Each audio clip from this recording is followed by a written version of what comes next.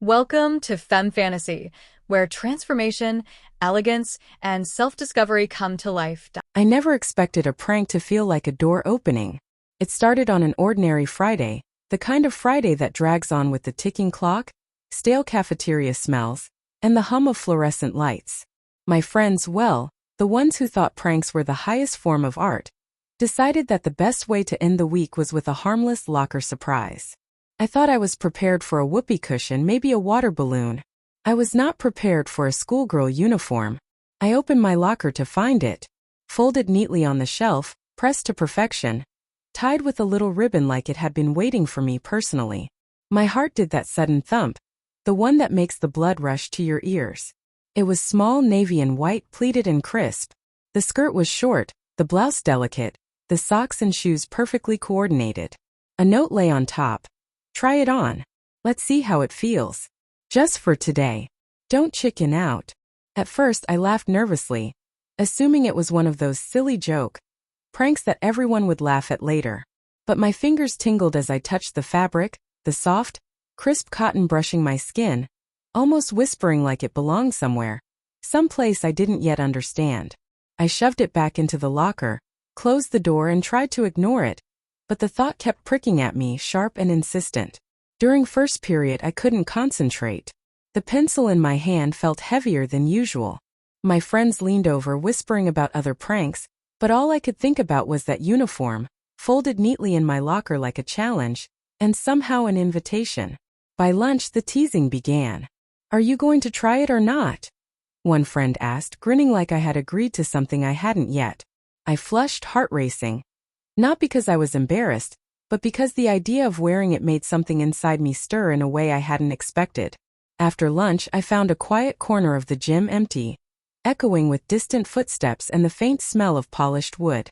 My locker key felt heavy in my hand.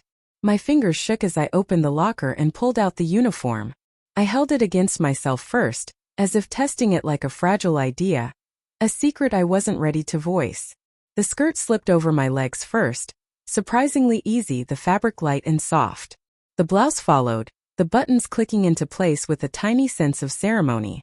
When I stood up, the reflection in the small gym mirror caught me off guard. My reflection wasn't a joke, it wasn't a prank. It was me, yes, but altered. Softer, lighter, subtly alive in a way I hadn't expected. I twirled slowly, feeling the skirt sway, the blouse hug my shoulders, the socks stretching just right over my calves. It felt strange yet natural. My chest tightened. Not with embarrassment, but with the thrill of recognition. Something inside me was waking. Something that had been quiet, hidden, and I didn't yet have a name for it. Then I heard footsteps, distant at first, then approaching. My friends were laughing in the hallway, checking the gym doors, unaware that the prank had shifted. I wasn't just the target anymore. I was exploring. When they finally peeked in, their laughter stopped, replaced by a mix of surprise and awe. "Whoa," one of them muttered. It suits you." And in that moment, something in me shifted irreversibly. The prank was no longer just a joke. It had unlocked a doorway I didn't even know existed. A part of me I had ignored, kept hidden, but had been waiting. The uniform wasn't a costume. It was a mirror, reflecting something true I hadn't allowed myself to see. My heartbeat thrummed loudly, each pulse echoing in the empty gym. I realized I couldn't go back to pretending I hadn't felt it, hadn't recognized it. Even if the prank was meant to embarrass me, it had revealed something I would never forget. I touched the ribbon on the blouse, small and delicate, and whispered to myself, almost in awe, "Maybe this is me." The rest of the day passed in a surreal haze. I walked through the hallways in the uniform, each step feeling simultaneously awkward and natural. The skirt swayed with my movement, and the blouse's soft cotton brushed my skin in a way that made me hyper-aware of myself. My friends had intended the prank to be embarrassing, but somehow it had become empowering. A strange, unexpected thrill hummed beneath my ribs. Every glance in a classroom window or a locker mirror drew my eyes back to my reflection. The uniform softened me, not just physically but emotionally. It was like stepping into someone else's perspective, and paradoxically, seeing myself more clearly than ever before. My chest tightened, not with fear, but with a quiet awareness that I had been carrying a hidden curiosity for years without ever acknowledging it. Lunchtime arrived and I found a corner table in the cafeteria. I kept my movements subtle, careful. Yet every subtle sway of the skirt, every gentle tug of the blouse, made me feel alive in a way I hadn't expected. My friends hovered at a nearby table, whispering and smirking, but they weren't cruel. Somehow the prank had shifted its energy. The laughter felt celebratory, not mocking, as if they were witnesses to a transformation rather than its target. By mid-afternoon I had grown bolder. I walked down the hall with my back straight, shoulders relaxed, the skirt swishing lightly. I noticed other students glancing, and instead of embarrassment, I felt curiosity, a subtle thrill that made my heartbeat quicken. I realized I had been imagining this feeling for years, hiding it behind excuses and societal expectations. And here it was, soft, delicate, and utterly undeniable. During study hall, I slipped to a quieter corner of the library. I let myself linger in front of a mirror hanging near the reading nook. I twirled slowly, watching the uniform settle around me. The pleats of the skirt, the gentle collar of the blouse, the way the fabric felt against my skin, it was intoxicatingly normal and yet deeply personal. I traced the ribbon on the blouse and realized how small details could carry such weight. A subtle shift was happening. I wasn't thinking about labels or performance or even what other people might think. I was thinking about myself, how I felt, how I moved, how I existed in this moment. The prank had been the spark, but I had become the fire. The final bell rang, and I hesitated at the doorway.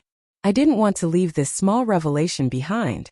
Walking home, the skirt brushing my legs, I realized the uniform had become more than a joke. It had become a companion, a reflection, a secret I wanted to explore even when no one was watching. By the time I reached my street, the sun was dipping low, casting long shadows across the pavement. I paused, hands brushing the fabric lightly, marveling at how soft, comfortable, and utterly real it felt. I couldn't stop smiling. This wasn't just a prank anymore. It was a discovery, a first step into something I had been too afraid to name. And as I entered my house, I caught my reflection in the hallway mirror and whispered to myself, almost in disbelief, I think I like this. I really do. That evening I couldn't stop thinking about the uniform. I hung it carefully in my closet, but my mind kept returning to the way it had felt, the way my reflection had looked in the mirror, the way my body seemed to occupy space differently when I wore it. The prank had started as a joke, a laugh shared among friends, but it had revealed something deeper, tender, and undeniable. The next morning I couldn't resist. I retrieved the uniform before anyone else was awake. I slipped it on quietly, savoring the familiar sensation of fabric against skin. The blouse's cotton was soft, the pleats of the skirt fell perfectly, and the ribbon rested neatly against my chest. I didn't feel embarrassed. It felt right. Downstairs, my parents were still asleep, so I crept quietly into the kitchen, the uniform swishing lightly as I walked. The air smelled of coffee and toast, but I barely noticed. My focus was entirely on myself. Standing there in the morning light, I felt a profound sense of discovery. The quiet realization that something inside me was beginning to align with a version of myself I had always hidden, always ignored. School felt different that day. Even before the prank, I had been hyper-aware of my reflection, but now it was as if I was walking in a mirror, seeing myself in motion. Every step in the hallways felt deliberate, soft, and significant. I noticed the fabric brushing against my legs, the blouse's collar resting lightly on my shoulders, the small sway of the skirt. It wasn't just clothing. It was an extension of a self I had barely allowed myself to acknowledge. In first period, my friends approached me cautiously, uncertain whether to tease or compliment. Instead, one whispered, You really pull it off." There was no mockery in their tone. Somehow, the prank had transformed into acknowledgement, an unspoken permission to explore this new side of me openly, if only within our circle. By lunchtime, I had settled into the rhythm of it. Sitting in the cafeteria, I realized that the uniform had awakened a subtle confidence, soft but undeniable. My hands moved naturally, my posture relaxed, my movements deliberate yet gentle. I wasn't performing. I was inhabiting a part of myself I had never dared to fully meet before. After school, I returned to the empty gym, the same quiet space where I had first tried the uniform. I twirled slowly in front of the mirror, watching the pleats sway and the blouse hug my shoulders. I marveled at how something so simple, so seemingly trivial, could carry such profound weight. Each movement felt like a small act of courage, a tender acknowledgement that I was allowed to exist differently, to inhabit softness, to explore identity gently and secretly. By evening, my thoughts were tangled with curiosity and wonder. The prank had been a catalyst, yes, but the real transformation had been internal, subtle, and entirely my own. I realized that the uniform, playful as it seemed, had become a key, unlocking a door I hadn't even known was there. Standing in my room, I touched the ribbon on the blouse and whispered, "Maybe this is more than a prank. Maybe it's me." The following day, I approached the uniform with a sense of purpose. What had begun as a prank was no longer just a joke. It had become a small, delicate experiment in understanding myself. A secret ritual that I wasn't ready to share with anyone else, yet couldn't stop exploring. I dressed quietly before school, savoring the familiar feel of the fabric against my skin. The pleats of the skirt swayed softly with each movement, the blouse hugged my shoulders gently, and the ribbon at my chest felt like a subtle affirmation, a small emblem of permission to exist in this way. Each detail, the stitching, the collar, the soft socks, felt purposeful, intimate, and personal. Walking through the halls, I noticed something shifting inside me.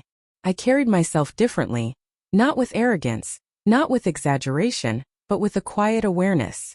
Each step, each glance in a window reflection, felt like a small act of courage, an acknowledgement of a hidden side of myself that had long been waiting. My friends noticed, of course, their teasing replaced by a careful curiosity. They didn't mock.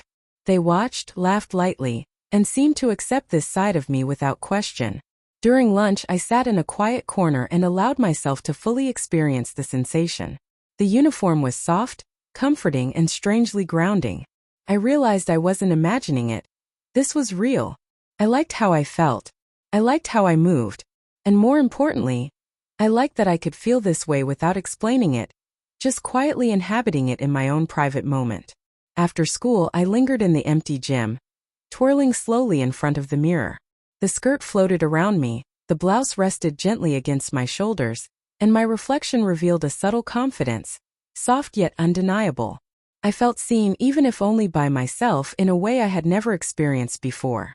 Lila, who had somehow caught wind of my continued exploration, appeared in the doorway. She didn't speak at first, simply watching me. Then she smiled softly. "You're glowing," she said, her voice low, reverent. "Not because of the prank, but because you're finding yourself." Her words struck me profoundly. I realized she was right. The prank had been the spark, but the discovery, the gentle unfolding, the quiet courage, it was entirely mine. I wasn't just inhabiting a uniform. I was inhabiting a new understanding of myself. A tender and secret truth that had been waiting for acknowledgement. We spent the next hour quietly experimenting with small movements, gentle adjustments of the uniform, and the way fabric brushed against skin. Each gesture felt deliberate and intimate, a subtle affirmation of this soft, unfolding identity. I felt alive, grounded, and astonishingly whole in a way I hadn't anticipated.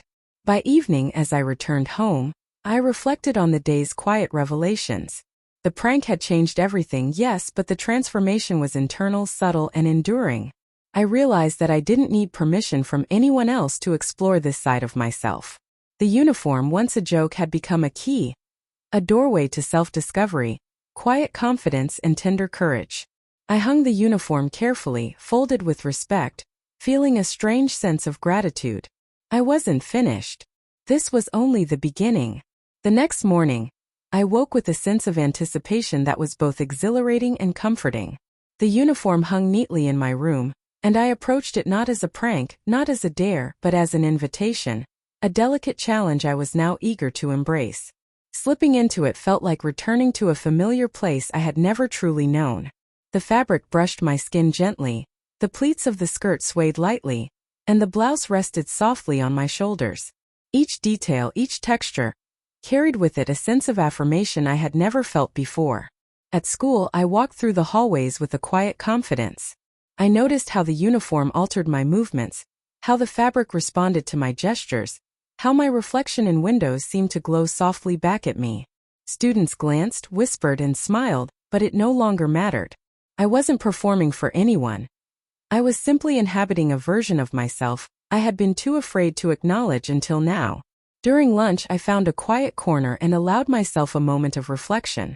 The prank had begun as something meant to embarrass me, to provoke laughter from friends at my expense.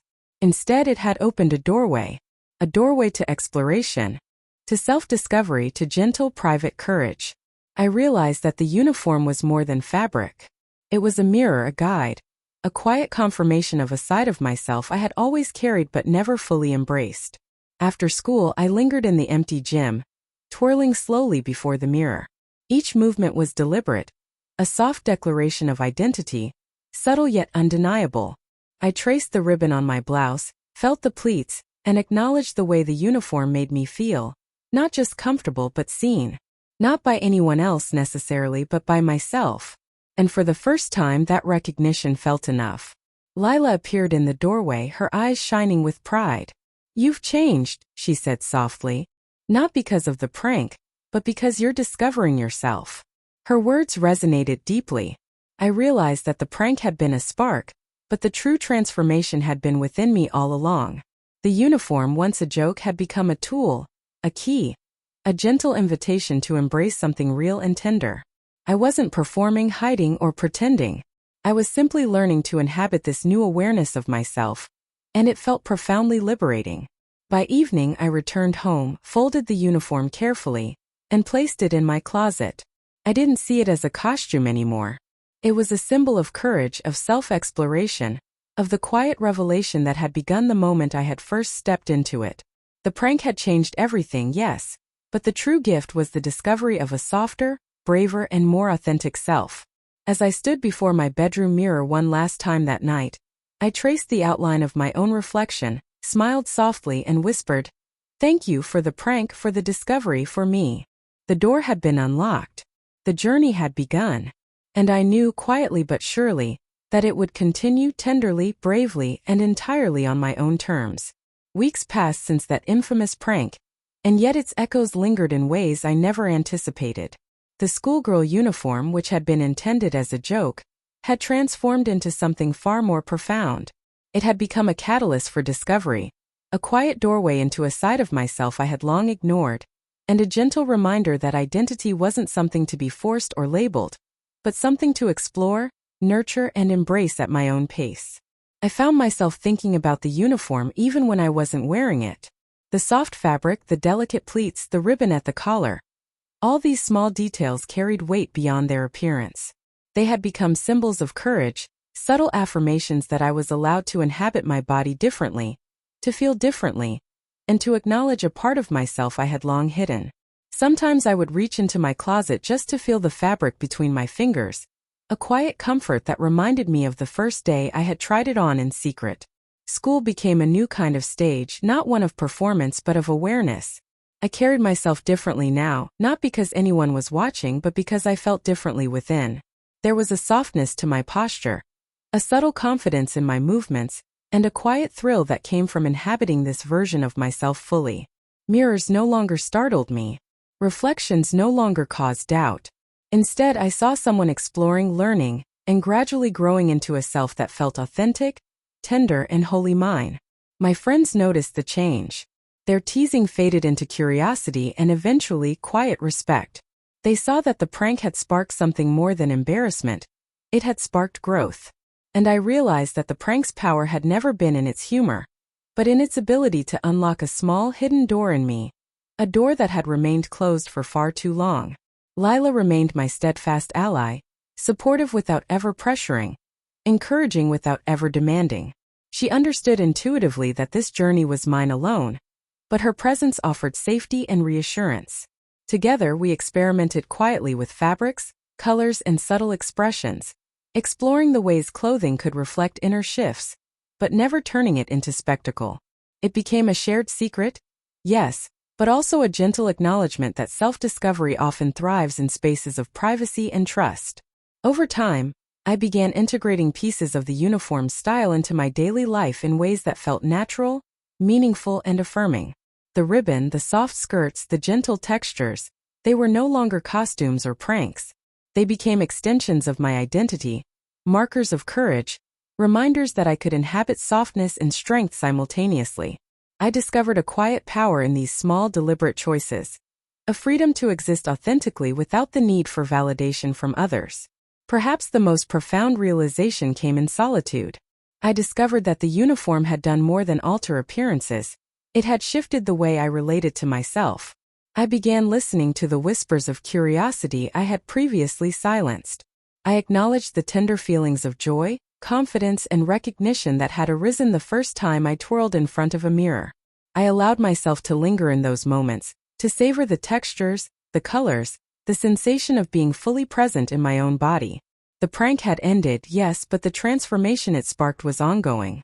Every day became an opportunity to explore, to embrace subtle shifts, to acknowledge the courage that arises from simply allowing oneself to exist authentically. The uniform remained a symbol of that awakening, a reminder that growth can emerge from the most unexpected circumstances, that identity can unfold gently, and that discovery often begins with a single daring step, even if it seems playful or trivial at first. Now, as I look back, I realize that the prank did more than surprise me, it liberated me. It taught me that self-discovery doesn't need to be loud, dramatic, or perfect. It can be quiet, soft, and tender. It can emerge in secret moments, in the rustle of fabric, in the reflection of a mirror, in the subtle acknowledgement that you are allowed to feel, to move, and to be exactly who you are. And so I continue gently, deliberately, embracing the journey that began with a prank and grew into a lifelong exploration. I walk through hallways, quiet streets, and my own reflections with a soft courage, a tender confidence, and a gratitude for the small, unexpected moments that open doors to authenticity. I have learned that discovery is not an endpoint. It is a path, a soft unfolding, a continuous revelation of the self. The prank changed everything, yes, but the true gift was the awakening it sparked within me. A quiet, tender, and enduring awakening that I carry with me every day, in every step, in every reflection, in every fabric that brushes against my skin. I am discovering, I am growing, and for the first time I feel wholly undeniably myself.